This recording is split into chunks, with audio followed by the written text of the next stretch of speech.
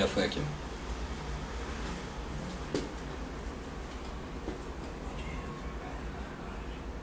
Esperando a galera entrar. Opa!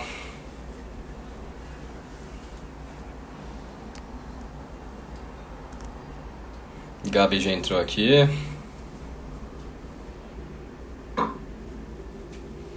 Esperar só o Bruno entrar.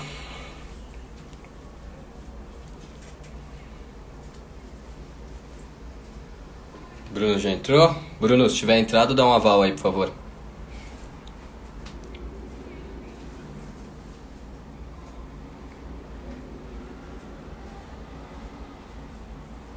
Bruno entrou também.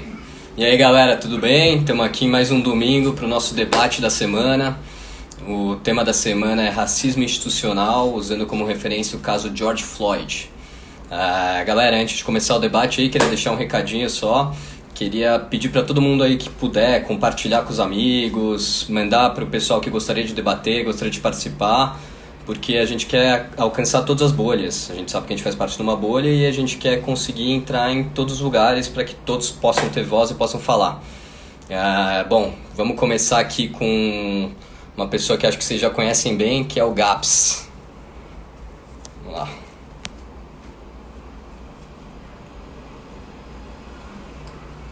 Procurando o Gabs aqui.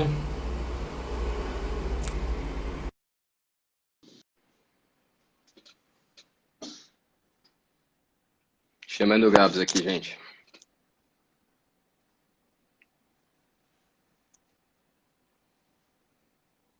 Gabs tá entrando. Mas é isso, pessoal. Se puderem compartilhar aí com o pessoal, trazer gente que vai contribuir para o nosso debate. A gente quer o máximo de pessoas possíveis participando. E aí, Gabs? Opa, da hora, firmeza? Tudo bem? Comigo você não fez ainda, mas sei que você já é conhecido aqui no canal. Ô, valeu. Gabs, a gente não vai comentar dessa vez seu comentário. Eu vou te pedir para se apresentar, falar o que você tiver para falar e daí já vamos começar com as perguntas, fechado? Fechado. Bom, para quem não me conhece, meu nome é Gabriel, eu sou no oitavo semestre de Administração Pública na Fundação Getúlio Vargas e basicamente hoje aqui eu venho tentar responder uma pergunta principal, se existe justificativa para a seletividade nas abordagens e me tentando guiar também essa resposta pelos subtemas que os debatedores colocaram aqui. Bom, Gabs, você já é famoso aqui, então bora para as perguntas. Vamos lá. Primeira pergunta é: o caso George Floyd retrata a sociedade brasileira? Qual é o motivo dos episódios de violência nas manifestações dos Estados Unidos e o que deve mudar na sociedade para acabar com a seletividade nas abordagens policiais? A gente vai começar o cronômetro quando você der o aval aí, Gabs. Tudo bem. Vamos aí.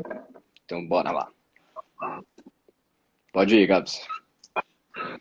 Bom, eu venho defender para vocês que, do meu ponto de vista, existe sim uma justificativa plausível para a seletividade nas abordagens por parte do policial que está em atividade na rua. E como é que eu começo esse raciocínio? Eu começo evocando um conceito de Bourdieu, que é capital simbólico. Para quem não sabe, Bourdieu ele é um sociólogo e filósofo francês e ele inaugura a teoria do capital simbólico.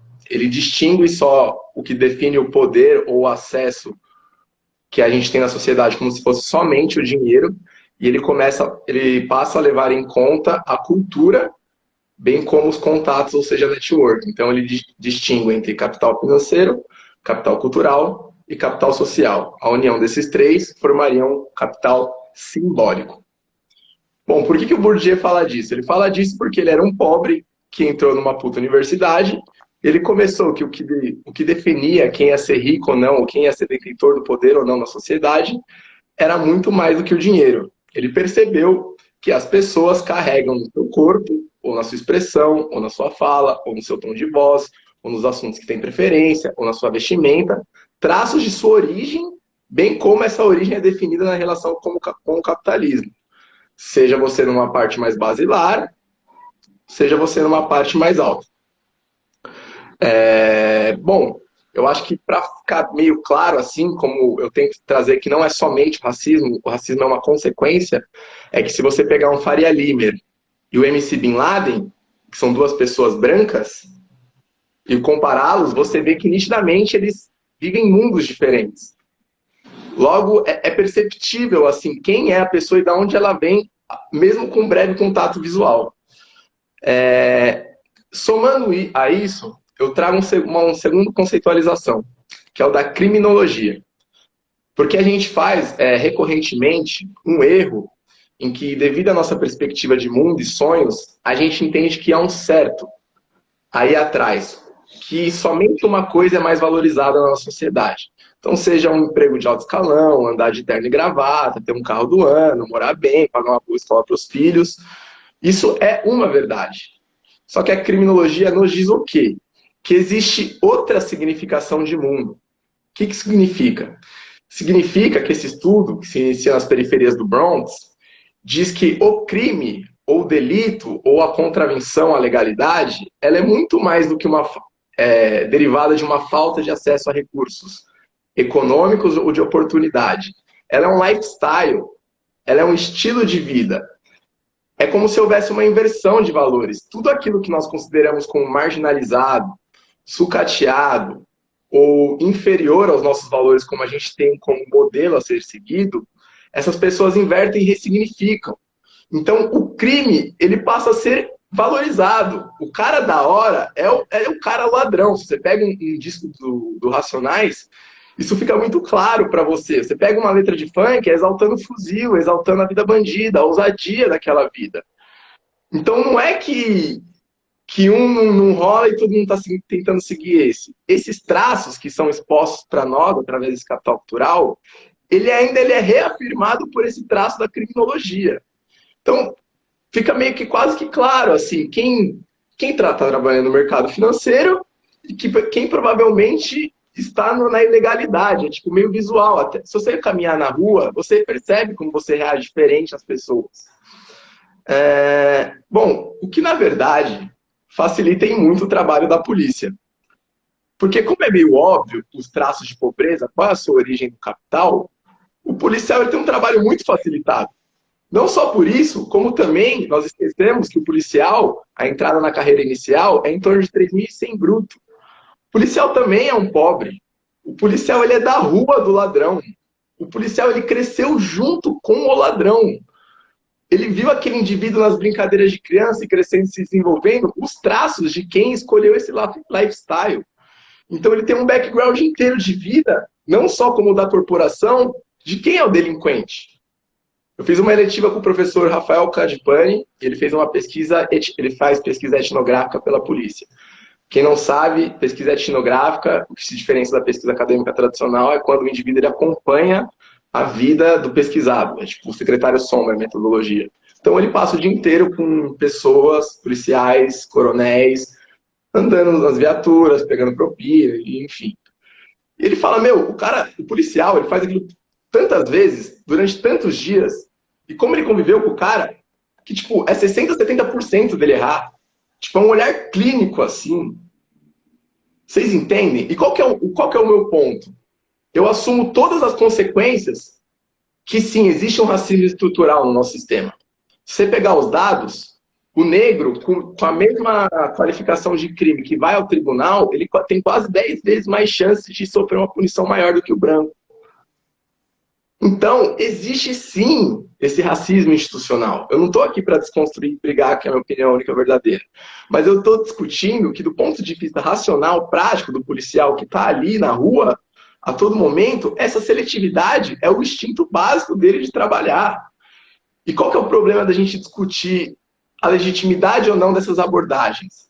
É porque a gente acaba discutindo a consequência, não a causa, que é a desigualdade.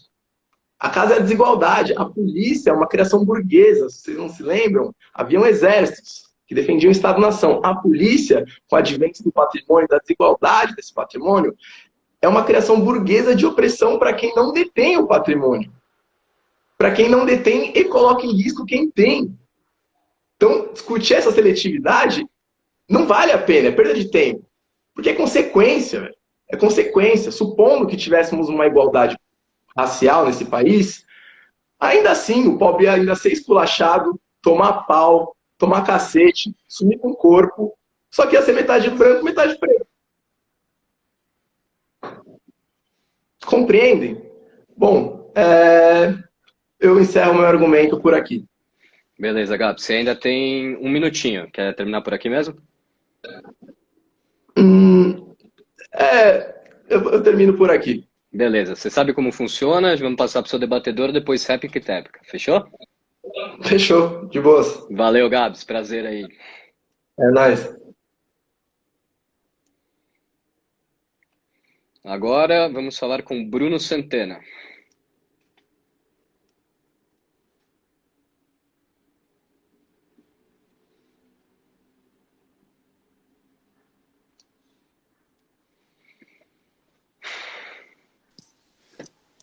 Fala, Bruno, tudo bem? Opa, tá me ouvindo aí, Luiz? Tô te ouvindo, perfeito. Tá me Tudo bem ouvindo? com você? De boa. Boa noite aí a todos. Boa noite ao Luiz. Boa noite a todos os presentes. Vi familiares, amigos, estão todos aí. Legal. E eu vou trazer aqui a minha justificativa sobre o tema, né? Se há justificativa para as abordagens seletivas da polícia, né? Isso. Na minha perspectiva, né, eu Peraí, trago deixa eu repetir as perguntas, só para o pessoal que tá entrando agora. Não, então, joia, é o seguinte, Bruno, vou pedir para você se apresentar, tá? Contar quem você é e vou direto para as perguntas, fechou? Não, fechou. Ó, as perguntas são as seguintes. O caso George Floyd representa a sociedade brasileira? Qual é o motivo dos episódios de manifestação presentes? Qual é o motivo dos episódios de violência presentes na manifestação dos Estados Unidos? E o que deve mudar na sociedade para acabar com a seletividade policial? Brunão, você vai ter 8 minutos. Pode se apresentar e quando você acabar de se apresentar, eu vou começar a contar seu tempo, fechou? Certo. Meu nome é Bruno, tenho 23 anos, sou estudante de Direito do 9º semestre e sou estagiário da Defensoria Pública Criminal, né? Respondendo aí as perguntas do Luiz, se há justificativa, né, para a abordagem policial, que é a última pergunta, para falar a verdade, né? A primeira, Luiz, você pode perguntar de novo a primeira pergunta? Eu achei que seria a mesma pergunta do Gabs aí. Eu não sabia que seria... Não, então, são aquelas 3 que eu te mandei, lembra? Ah, joia. Então, na minha visão, representa em muito a sociedade brasileira. Representa em muito, até porque a gente está vendo o quê? A gente viu um homem branco, policial, com o joelho em cima de um homem negro, imobilizado, e que não tinha forma nenhuma de mostrar algum tipo de reação, entendeu? Qual a diferença disso quando a gente vai olhar o caso do menino João Pedro morto no Rio de Janeiro, quando a gente vai olhar a Ágata, quando a gente vai olhar o menino que foi morto há 2 semanas atrás, que eu não me recordo o nome, que foi morto na mão dos PMs do BAEP, entendeu? Não há diferença nenhuma. Só que o que a gente consegue ver aí é uma mudança ideológica no aspecto racial, no sentido de que o racismo, ainda que muitos dizem que nos Estados Unidos é pior do que aqui, não. Não vejo que nos Estados Unidos seja tão pior do que aqui, porque no Brasil o racismo ele opera de uma forma mais surdina, mais escondidinha, mas que causa males à sociedade tanto quanto o racismo lá, entendeu?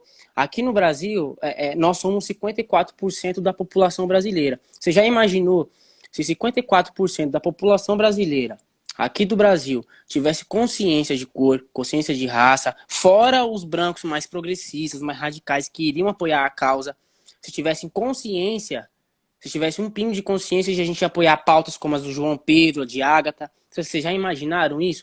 O tamanho do barril de pólvora que é o Brasil? O barril é um barril de pólvora, porque nós somos a maioria da população brasileira. Os negros aqui são a maioria. Nos Estados Unidos, os negros são 14% da população. A branquitude esmaga os negros. Lá teve Jim Crow. Lá teve bebedouro para branco e bebedouro para negro. Esse tipo de política a gente não viu assim aqui no Brasil. Porque, mano, se você faz isso, a gente vai para cima de todo mundo. Entendeu? Então, a forma como a ideologia racial opera aqui no Brasil é mais surdina. O oprimido, ele defende políticas do opressor. A gente não se sensibiliza com Ágata, a gente não se sensibiliza com o João Pedro. Então, assim, eu vejo sim que o caso de George Floyd representa muito o cenário brasileiro, representa muito, e a gente deve buscar o quê? Alternativas, procurar se conscientizar mais sobre o tema. Não que se conscientizar sobre o tema vai mudar algo, porque o problema do racismo no Brasil é estrutural, assim como nos Estados Unidos também. Não é só se conscientizar na mente que eu não devo fazer piadas racistas ou que eu devo se sensibilizar com o próximo. Para a gente poder mudar algo, a gente deve começar pela mudança na estrutura. E entender a estrutura é algo muito mais complexo do que a gente imagina. Hoje em dia eu vejo muitas pessoas falarem sobre racismo estrutural, só que as pessoas estão falando desse conceito de uma forma mais vulgar. Inclusive o próprio autor do livro, Silvio de Almeida, com quem eu compartilho, eu tenho o prazer de compartilhar do mesmo mestre, entendeu? Tenho esse prazer. E ele mesmo fala, gente, eu tô vendo o pessoal aí falando sobre racismo estrutural de uma forma mais vulgar. Para nós entendermos o que é racismo estrutural, precisamos entender o que é economia, o que é o sistema econômico, como que a política opera em favor desse sistema econômico e aonde o direito entra nesse jogo. Então, é muito mais complexo do que imaginamos. Então, para finalizar a primeira pergunta, eu entendo sim que o caso de George Floyd representa muito o cenário brasileiro, representa muito, até porque aqui nós somos a maioria da população, tá? E sobre a segunda pergunta, repete, Luiz, porque eu entrei no raciocínio e Claro. já esqueci. Imagina que é isso. Quais seriam os motivos dos episódios de violência nas manifestações dos Estados Unidos? Cansaço e indignação. Eu vejo que o que aconteceu aí, assim, eu não posso nem falar se isso é uma violência, né? Porque, para mim, a propriedade privada deteriorada... Porque, assim, da onde que as pessoas tiram o argumento de violência? As pessoas estão tirando o argumento de violência porque teve propriedade deteriorada, teve viatura deteriorada. Porque, para mim, o que causa mais violência são as viaturas, que é a própria polícia. Para mim, o que causa mais violência em tudo é a própria propriedade privada que foi deteriorada. Então, não vejo isso como uma violência. Eu vejo que as pessoas se cansaram, né? As pessoas se cansaram, se mobilizaram, acabaram se sensibilizando com o fato de ver a forma como aquele policial matou aquele homem negro. O cara estava no chão, algemado, o policial com a mão no bolso e coloca o joelho bem em cima do seu pescoço e não mostrou nenhum rancor. E o cara ficou 8 minutos pedindo, falando, não consigo respirar, por favor, cara. Então, as pessoas se sensibilizaram com isso e através do que a luta aí não foi só racial. Se juntou vários tipos brancos e que levantaram suas pautas também. É o quê? As pessoas estão cansadas, é tamanha indignação. A gente vive uma sociedade de repetição. É isso, a gente só vive para o trabalho, o máximo que a gente consegue nessa estrutura submeter aquilo que o Estado coloca pra gente, o que já é dado. A gente não consegue uma sociedade no momento além disso. Então as pessoas se cansaram porque é muita opressão. Juntou de todas as outras formas de opressões estão juntas nessas manifestações. E assim, sobre a violência, eu acho que, mano, a camisa é Marighella, então, porra, eu não sei se isso seria violência, entendeu? Não vejo, assim, que se há justificativa para essas violências, qual o motivo delas. Eu acho que o motivo maior seria o cansaço e a indignação das pessoas, porque elas repetem tanto, vem um sistema econômico que a gente só vive para isso. É vender a força de trabalho em troca de um salário, e que se continuar assim, a gente causa mais opressões no nosso psicológico. Infelizmente, a gente é influenciado inconscientemente por esses sistemas, por esse sistema, inclusive, a gente é influenciado muito por isso. E eu vejo mais como cansaço e indignação das pessoas. E eu acho que vai dar um problema grande a isso daí. Qual é a última, Luiz, por favor? O que deve mudar na sociedade para acabar com a seletividade nas abordagens policiais? Só a mudança tem que ser estrutural. Porque assim, ó, eu vou entrar no raciocínio. Quanto será que eu tenho de tempo aí, Luiz? Você tem mais 2 minutinhos. Mas é conversável. Se você se passar, a gente vai dar mais tempo pro Gado na réplica só. Então fechou. Então eu vou nesses 2 minutos aí, porque eu aprendi que quem demora mais de 2 minutos para falar algo que é óbvio é porque tá mentindo. Tem que ser rápido. Então, vamos lá. É o seguinte, mano. Começando aí, como resolver... Calma aí, deixa eu ver se eu tenho aqui a pergunta, que eu já me deu branco de novo. Perdão, Luiz. Se precisar te ler o que deve mudar na sociedade para acabar com a seletividade das abordagens policiais? Mano, assim, se vai acabar, eu não sei, porque a mudança é estrutural. Só que se a gente pode diminuir isso, seria com ocupação de espaços. Se a gente olhar o Tribunal de Justiça hoje, o Tribunal de Justiça ele é composto majoritariamente por pessoas brancas. Se tiver uma foto aí, as pessoas se colocam, mas se olhar no Tribunal de Justiça, a maioria é branca. A maioria dos advogados são brancos. Se você olhar uma colação de grau de medicina, a maioria são brancas. Enquanto isso, a gente vai olhar o cárcere. Quando a gente vai olhar o sistema prisional, inclusive eu teve 3 tios que passaram por isso, e os 3 são negros, a gente vê aí aonde que os negros estão. Quais espaços eles estão ocupando? Não está no Tribunal de Justiça, está no cárcere. Então, assim, esse problema é estrutural. Para a gente mudar isso, seria o quê? Só com uma transformação social muito grande. Só que enquanto a gente não consegue essa transformação social, nós temos que ocupar os espaços. E por isso que o tema racismo institucional também, porque as instituições de poder, o judiciário ou outras, precisam ser ocupadas por pessoas negras. Cotas tem que ter. Tem que ter, porque senão toda vez que a polícia vê um negro, nunca vai ver o negro como médico, nunca vai ver o negro como advogado, só vai ver o negro como criminoso. Eu mesmo, eu sou cheio de tatuagem. Eu ando com o carro do meu pai, eu ando com o carro da minha sogra, eu sou abordado constantemente. E quando eu sou abordado, antes mesmo de ele olhar a minha carteira, ele abrir minha carteira e ver lá que eu tenho um cartãozinho de estágio da Defensoria Pública, ele diz pra mim o seguinte, antes mesmo de ele fazer isso, ele fala: ei, neguinho, quanto tempo você pegou de FEBEM? Ah, neguinho, quanto tempo você ficou preso? Já fala isso pra mim. Então você já vê que ele já tem algo antes, só pela imagem, já tem uma imagem automática. Mas por que dessa imagem automática? Porque a gente aboliu a escravidão há menos de 135 anos, certo? Aboliu a escravidão há menos de 135 anos. Essas pessoas, depois que aboliu a escravidão, não tiveram acesso às instituições de poder. A gente começou a ter de 2000 para cá, 2002 para cá, e olhe lá, de uma forma muito precarizada. Não tivemos acesso.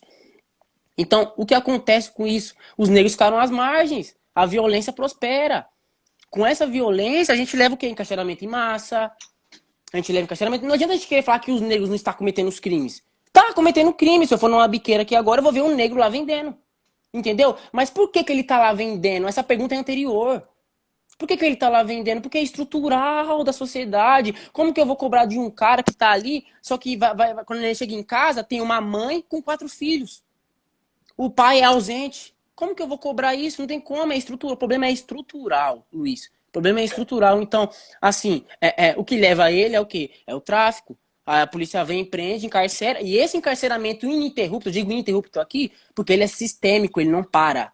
Ele é constantemente. Todo dia, sem parar, vai levar no quê? Vai levar na construção de estigmas. Vai levar no quê? Vai levar uma velha, uma senhora chegar em casa, 6 horas da tarde do trabalho, cansada, qualquer outra pessoa comum. Na hora que ela liga a TV, tá passando o Datena. E o Datena tá mostrando o quê? Ele tá mostrando um neguinho preso em flagrante, ou ele tá mostrando alguma investigação em curso. E a imagem do criminoso é sempre a mesma. Você me compreende, Bruno, Luiz? eu vou pedir pra você, Não, fechou. finalizar. É que, você sabe, o raciocínio Tá certíssimo. Não, vai na tréplica então, na réplica. Você vai ter, vou pedir pra você acompanhar aí a réplica do Gabs, ficar aí na linha que você vai ter a chance pra réplica e pra tréplica ainda, fechou? Não, fechou. Valeu, Bruno, já te chamo aí.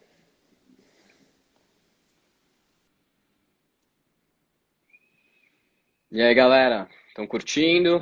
Percebendo que o tema é de extrema importância, não podemos deixar de abordar esse tema e é por isso que a gente acabou trazendo ele aqui pro canal. E espero que todos pensem a mesma coisa que a gente. Vamos lá? Chamando o Gabs aqui.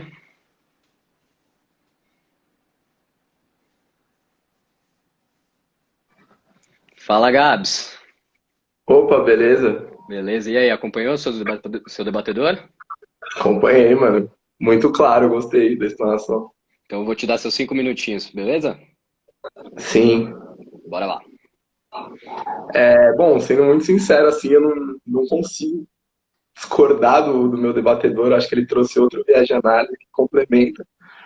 E é isso, né, velho? É uma coisa muito institucionalizada. Só que o que me pega é uma chaves de inconsciente de massa. Não sei se vocês que me ouvem vão concordar. Mas, por exemplo, aconteceu isso nos Estados Unidos. O cara morreu sendo com o pé na garganta, de forma pacífica. Cara, em 2 dias, tipo, todos os Instagrams estavam lotados e poluídos disso.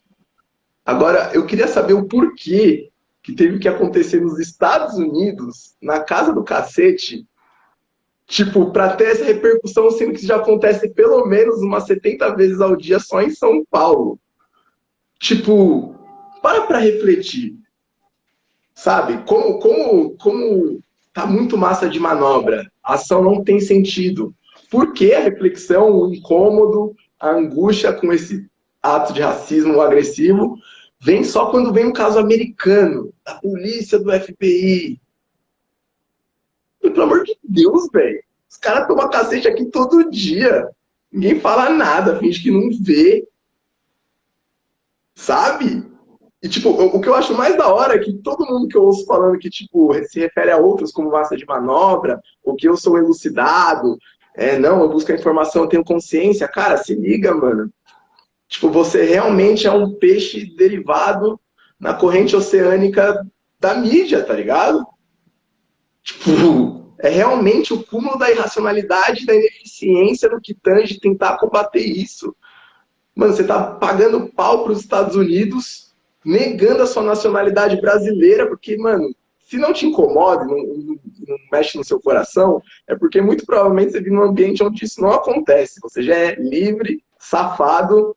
E, aliás, uma discussão que eu tava tendo com um amigo negro, você pega a pessoa da elite paulistano-brasileira, ela se assemelha muito mais ao que tange tom de voz, pensamento, modo de expressão, visões de mundo, com um belga e um canadense do que com a base, do que o MC, de um MC, de alguém que escolhe a vida do tráfico.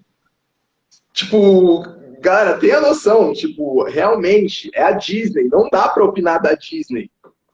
É complicado, entendeu? Barack Obama fala que um dos maiores problemas e dificuldades da democracia para compreender as motivações ou o que tange ao interesse do outro é não dividir uma base comum de fatos. Entendeu? Um acorda empilhado num quarto cômodo cozinha, o outro com ar-condicionado.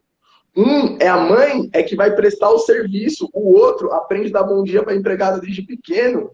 E ninguém se conversa. E tem que vir dos Estados Unidos. Tá ligado? O bagulho é muito louco, velho. O bagulho é, mano, loucaço, loucaço. Tipo, mano, é o que eu falo, é um racismo estrutural. Tipo, mano, em relação a post, esses negócios, velho, tipo, mano, zero ideia, entendeu? Se você é uma pessoa que faz isso, eu quero deixar muito claro, pelo menos pra mim, Gabriel, a minha opinião afrodescendente de classe média, que, mano, é tosco, velho. É muito tosco, mano. É ineficiente. Tipo, a batalha contra o problema não começa por aí. De forma alguma isso é eficaz. Tipo, eu entendo até o interesse de mostrar que você compartilha com os valores. É muito legal saber. Porque tempos atrás o pensamento racista era imperante. Tipo, eu não gosto de negro. Mas isso não é eficaz. O buraco é muito embaixo. Muito embaixo. E em relação ao caso de George Floyd, sim, aqui é um exemplo que ocorre inúmeras vezes no Brasil, não preciso nem falar. Como o meu debatedor falou, acho que a motivação dessa explosão não é o fato em si, mas sim um cansaço e indignação de várias sequências de fatos, todos os dias da vida, inúmeras vezes, não só da polícia, mas olhar do outro. Quando você é branco, você não percebe que, tipo, as pessoas te olham diferente, com um tom, sabe, é uma coisa só quando você tá. Tipo, você sente o olhar de estranhamento. Não necessariamente é um olhar de julgamento do mal, mas, tipo, esse indivíduo não é desse grupo. Quando o rico vai pro lado do pobre também. Você chega lá de camisa na Bertrand, os moleque meia na canela, tipo, se entende? O problema é uma divisão de mundos, galera. É uma divisão de mundos. Se você é uma pessoa que realmente tem no seu coração que, tipo, é contra essa causa, quer ajudar, bom, saiba que você é detentor de todos os recursos no que tange o poder das mais diversas formas possíveis e aplicáveis ao caso brasileiro, entendeu? Então, poxa, a ideia é legal, mas é uma bosta. E o que sobra é a ação. Articular, ver o que dá para fazer, perguntar, sabe? É, tipo, é mais um sentido de reflexão do que... Enfim, é isso. Gabi, se quiser estender um pouquinho, pode estender, não se preocupa, viu? Não, por enquanto eu acho que eu fecho o raciocínio. Fechado. Vou passar para o seu debatedor, então. Valeu, Gabs. Valeu.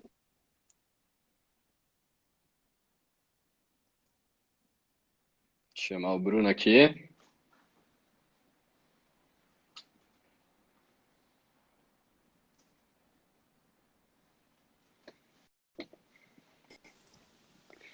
E aí, Opa, Brunão? tá ouvindo Acompanhou de novo, Luiz?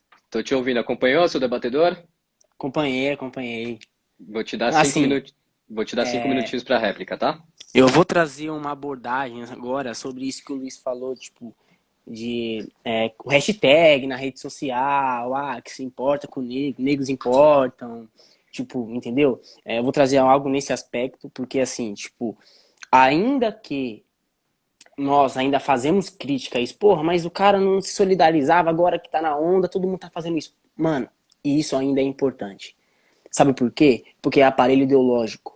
Agora eu tô usando de termos da psicanálise mesmo. É aparelho ideológico. Assim como o da Atena mostra o tempo todo a imagem do negro criminoso, nós temos que encher a rede social de coisas nesse sentido.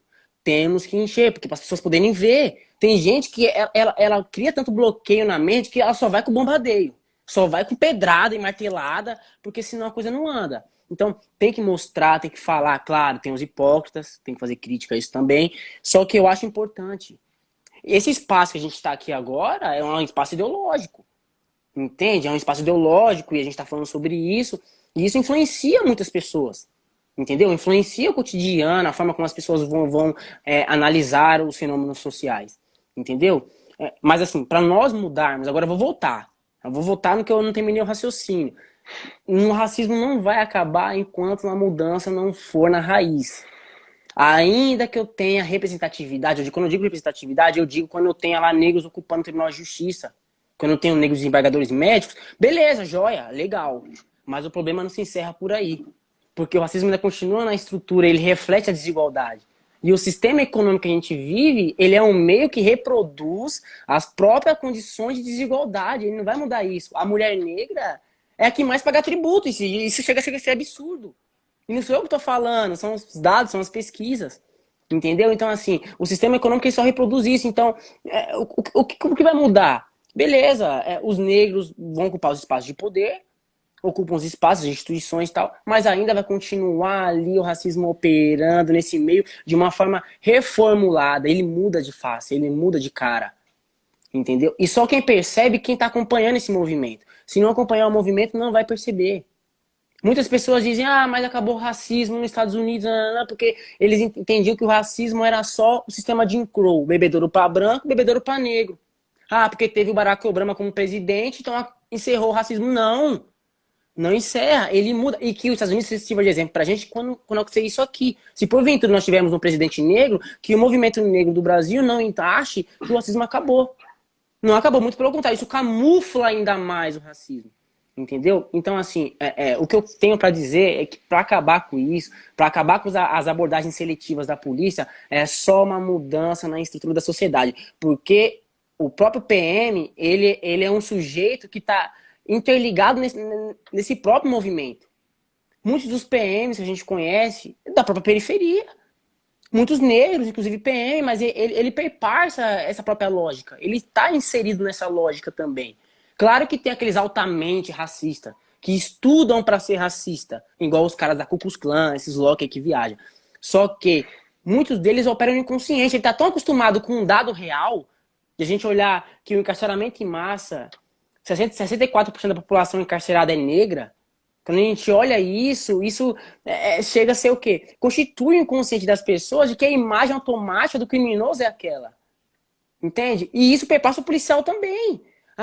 Para ele identificar o indivíduo criminoso na sua atividade cotidiana da polícia, ele identifica aquele indivíduo ali, porque ele está tão acostumado a fazer aquilo de uma forma tão sistêmica e tão ininterrupta que vai para o inconsciente, e isso vai se passando, a gente precisa mudar. Só que a mudança é estrutural. Só que isso não significa também que nós também não devemos ocupar os cargos de poder. Não, tem que ocupar sim, tem que ocupar, porque a própria lógica das instituições, ela é o resultado do que é algo que está na estrutura. Se a gente está na estrutura que tem pessoas com privilégios e pessoas com desvantagens históricas de escravidão, as pessoas de privilégios que foram descendentes de escravocratas, senhores de escravos, é óbvio que elas vão ocupar esses espaços de poder. É óbvio. Então, assim, a gente também tem que mudar isso também. O racismo institucional a gente muda. Só que o estrutural só muda com a mudança do sistema econômico, só muda com a gente mostrar isso sempre em rede social, aparelhos ideológicos. A gente tem que mostrar. Tem que mostrar, Luiz. Bom, o que eu tenho pra falar é isso. Entendeu? Não Obrigado, quero Bruno. prolongar, mas senão eu não vou parar aqui. Não vou parar. Hoje é Não aniversário do se meu preocupa, coroa. tá muito rico isso daqui, meu. Bruno, Entendeu? vou Hoje te é pedir aniversário pra do você meu esperar. coroa. A Entendeu? gente vai perguntar pro público aqui se eles estão afim de uma tréplica. Daí, se eles tiverem, você topa fazer? Claro. Fechado. Vou perguntar aqui, ativar os comentários, vou te tirar, e daí chama o Gabi se eles toparem, fechou? Fechou. Valeu, Brunão. Nós. E aí, galera, vou ativar os comentários aqui. Se tiverem afim de uma tréplica, comentem aí, por favor.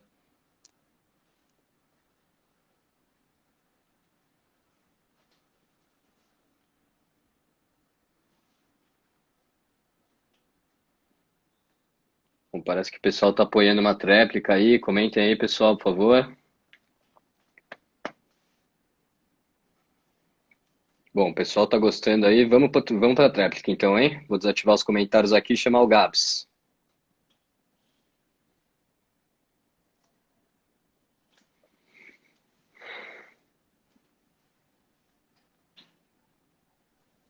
Fala, Gabs. Acompanhou aí? Acompanhei, mano. Gostei muito, pra caralho. A Gostou mais. muito? Que bom. Muito, muito. Vou começar a dar seu tempo aqui, fechou? Bora pra tréplica, então, que o pessoal tá gostando também. Quanto tempo? Mesmo tempo, 5 minutos. Conversáveis sempre. Fechou. Pode Bom, ir. galera. Bom, acho que, tipo, tendo em vista as narrativas apresentadas aqui, tanto por mim quanto pelo meu debatedor, deu para ver que é um problema muito estrutural. O que significa estrutural? Acho que estrutural é quase sinônimo de enraizado. Ou seja, se a gente pretende ver alguma mudança ainda na nossa geração, é necessário ações energéticas, digamos assim. Tipo, que empenhe um real parte, o tempo da sua vida para mudar essa situação, porque é uma construção histórica de pensamento que passa de família para família, de narrativas. Ou vocês acham mesmo que, por exemplo, num país como o Brasil, tido como emergente ou classe média, onde mais da metade das famílias vivem com menos de R$ 500 ao mês, e aí eu estou falando de cerca de mais de 80, 100 milhões de pessoas, o fenômeno da soberba, ou de o estilo de vida, o sentido de acumular posse, é realmente plausível? É plausível? Como é que a nossa sociedade valoriza a exuberância, o ter pra caralho, assim, diante de tanta miséria? Então, eu gostaria que esse entendimento ele passasse muito mais do que uma explanação sobre racismo, desigualdade, ou como essas formas se manifestam pelas instituições do Estado na sociedade. Eu gostaria que esse momento fosse um momento de reflexão, porque a premissa básica do modelo econômico, os recursos são escassos. Então, a partir do momento que você concentra, alguém perde. Faz sentido? Ou seja, tem alguma coisa errada nas narrativas que a gente compra como sociedade. O outro é quase sempre desprezível mediante os nossos objetivos. Sempre secundário. Quase nunca prioritário. Nossa mente ela é programada para pensar em tudo sobre o nosso sucesso individual. Mas o coletivo? Você entende? É muito profundo. Isso é quase a história do Brasil, a história de uma nação. A base de construção de vida pautada na desigualdade, na valorização das narrativas que exaltam essa desigualdade. O carro importado, várias casas, empresário, bem-sucedido, CEO. Gente, são palavras que são carregadas de símbolos de estrutura, de opressão de uma parte da população para outra. É aí que começa a reflexão. Quem é a sua prioridade? Faz sentido? Não é pontual, não deve ser uma coisa de discussão pontuais, somente aqui. Aliás, agradeço muito ao dono da verdade por estar propiciando esse momento. Eu acho que qualquer mudança na sociedade começa a partir da escuta. E vocês estão proporcionando isso. Isso é brilhante, isso é inovador, isso é pioneiro. Mas entende como é profundo? Mas a partir daqui não vou me sentir confortável em falar mais. E aí eu deixo para vocês refletirem mesmo. Que as perguntas ecoem, pelo menos pelas próximas semanas do livro de vocês. Beleza, pessoal? É isso.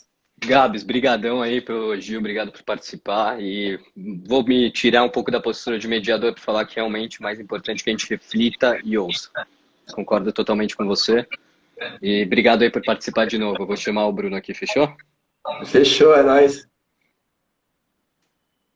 Larga o cigarro, Gabs.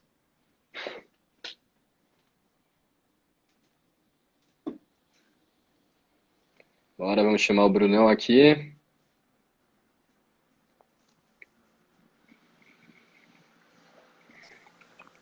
Opa!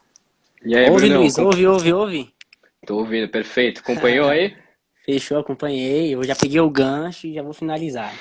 Manda abraço, pode ir. Então é o seguinte, quando o Gabs fala aí que um lado, quando um lado tem muito, e esse lado é uma classe minoritária, enquanto a outra parte, que é a maioria, não tem nada, a gente aprende uma coisa aí. E não sou eu que estou falando, isso foi falado há muitos anos atrás, antes de Cristo, quem fala é Aristóteles.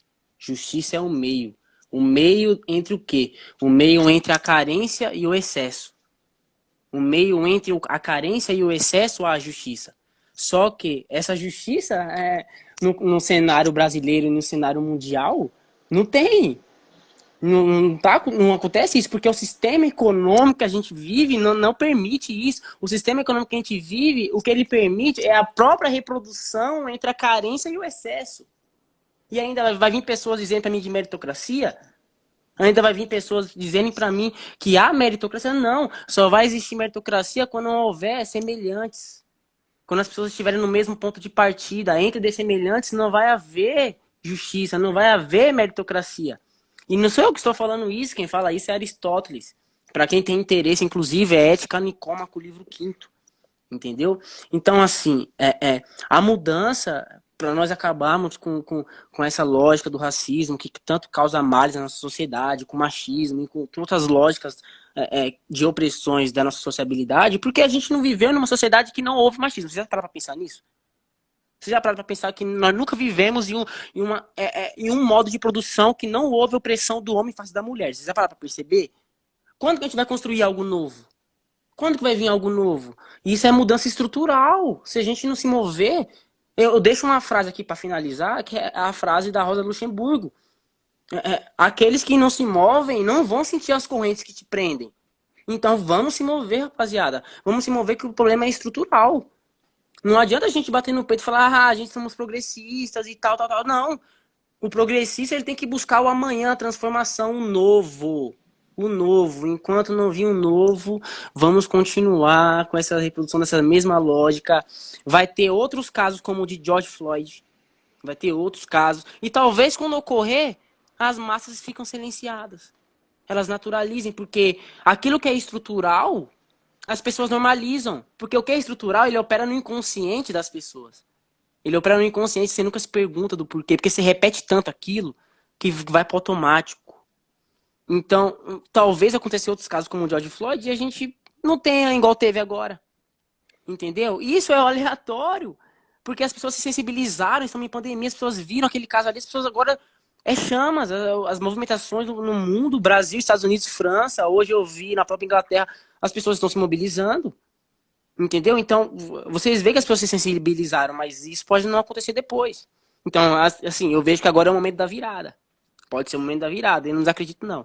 Então, Luiz, eu assim, agradeço muito, agradeço você pela plataforma que está fornecendo, agradeço aí o Gabs, prazer imenso, Gabs. Eu vou seguir você aí, segue de volta, tamo junto. Vamos marcar uma breja aí nós três. Vamos tomar uma breja, discutir, entendeu? Você falou lá que faça o PCC, vamos fazer o PCC também.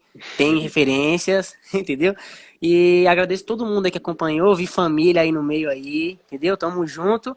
E queria parabenizar meu pai aí, que hoje é aniversário do meu coroa. Meu coroa é 1000 grau. Meu coroa é 1000 grau, é antifascista, hein? É antifascista. Qual que é o nome dele? Vou mandar um parabéns. Parabéns pro seu Genilson aí. Parabéns, seu Juninho. Antifascista, olha, já ia falar uma merda. Antifascista e tá na luta sempre. É nóis, Luiz. Só agradeço. Tamo junto, Bruno. Eu que agradeço aí. Sua contribuição foi excelente, como a do Gabi sempre é. Muito obrigado aí por vocês toparem participar. Vou tirar você aqui. Falou, Brunão. Fechou, Luiz. Bom, galera, acho que eu nem preciso falar o quão rico foi esse debate. Estou muito feliz mesmo que ele tenha acontecido. E vou usar o gancho do que o Gabi falou para falar, pessoal, a gente tem que ouvir, a gente tem que debater, a gente tem que se interessar, a gente tem que ir atrás dos temas. E mais importante, a gente tem que dar voz para quem quer falar e para quem pode falar. Então vou pedir para todo mundo aí que puder compartilhar, todo mundo que puder trazer novas pessoas, porque a gente quer ouvir todo mundo. Fechou? Valeu, galera. E votem aí no tema da semana que a gente vai soltar em breve. Um abraço.